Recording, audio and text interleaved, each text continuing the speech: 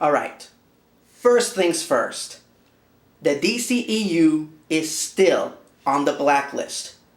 I have no intention or interest to see, talk about, or review Aquaman, Shazam, Wonder Woman 1984, or the alleged Blue Beetle movie. Okay? So, if the DCEU is still on the blacklist, then why did I agree to review Justice League? Okay, well, to explain this, I have to go back to the beginning. Originally, the 300th episode was supposed to be a second crossover between myself and the Nostalgia Critic. Okay? We were going to review the 5th Transformers movie together, The Last Night. Okay? As a direct sequel to our previous Transformers review, Age of Extinction, I believe, was the name of the last Transformers movie, Part 4. Feel free to correct me in the comment section. But obviously, because of the Change the Channel movement, that is no longer an option that I have. Okay? So, I had to come up with something else for my 300th episode, and as my lovely wife suggested after, it was evidently clear that I wasn't going to be in the 10th anniversary special for Channel Awesome, she just said, hey, why don't you just make your own anniversary special?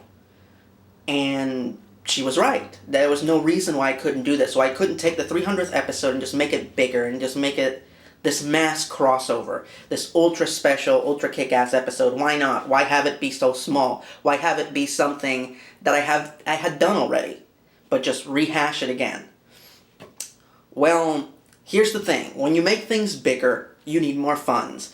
And if I was going to ask you guys to donate your hard-earned money for me to make this huge episode, if I was going to ask people like Louis Lovehog and Allison Pregler to come all the way to Tallahassee to shoot this episode with me, it had to be something different, something that I wouldn't usually do. I had to make a very special move to make it worth everybody's while, make it be worthy of your funds, make it be worthy of their involvement. So I had to review the one movie that I said I would never review, Justice League. Okay? And as far as the canon of the Blockbuster Buster goes, I think we can all agree that whenever reviewers cross over, whatever rules they have in place for the material that they usually review, those rules go out the window, and they suddenly can review material that they usually don't. But, yeah, I had to make some kind of a small sacrifice and grit my teeth and sit through a movie that I really didn't want to sit through in order to give everyone something that was special and different and worthwhile. Plain and simple. Now, for those of you who are so confused as to why I don't want to watch the DCEU movies, why I want nothing to do with them, I already did a video explaining all of that. It's on this channel right now, on the original ERod Blockbuster Buster channel on YouTube. Check it out, look for it there, or just Google it. It's been watched many, many times. It's one of the first things that comes up with my name when you type my name into Google. So check that out, but if you are too lazy to look that up for whatever reason, and let me give you the short version. Among the DCEU movies, to me, Justice League is the worst. Why? Because it hurts me both as a fan and a filmmaker. As a filmmaker, to me, it doesn't make sense why Warner Brothers, a studio that has been making successful comic book films longer than anyone, would fuck this up so royally. It just doesn't make sense from a filmmaker's standpoint. It just doesn't. They should have more experience than any other studio, and yet they are constantly getting spanked by Marvel Studios. Constantly. And this is the apex of their failure. The fact that they fucked up the biggest movie with the DC properties. Involving the DC properties. And as a fan, out of all the things that I'm a fan of, number one, above everything, is Justice League. It was my first love, the first thing that I consciously chose to be a fan of. I've been waiting all my life for this movie. The first script I ever wrote when I was 12 years old was the script to a Justice League movie. And now that I have seen and reviewed this movie, I can say with absolute confidence that my shitty script that I wrote when I was 12 years old is better than this fucking movie. And I wish that was a joke. But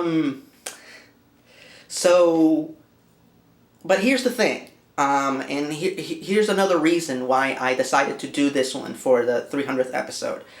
Even the absolute worst movie in the world is bearable if you watch it with friends, and that's a major plot point of the 300th episode. So I knew I would be able to bear it if I could talk about it and break it down with Lewis and Allison. If I could do it with friends. And that made it worthwhile. If I would have tried to review this alone in my living room by myself with just me and the camera, it would have been very depressing. It would have just been so taxing on me emotionally. I don't know if I would have gotten through it. Just seeing my favorite characters, my favorite franchise just completely besmirched from start to finish.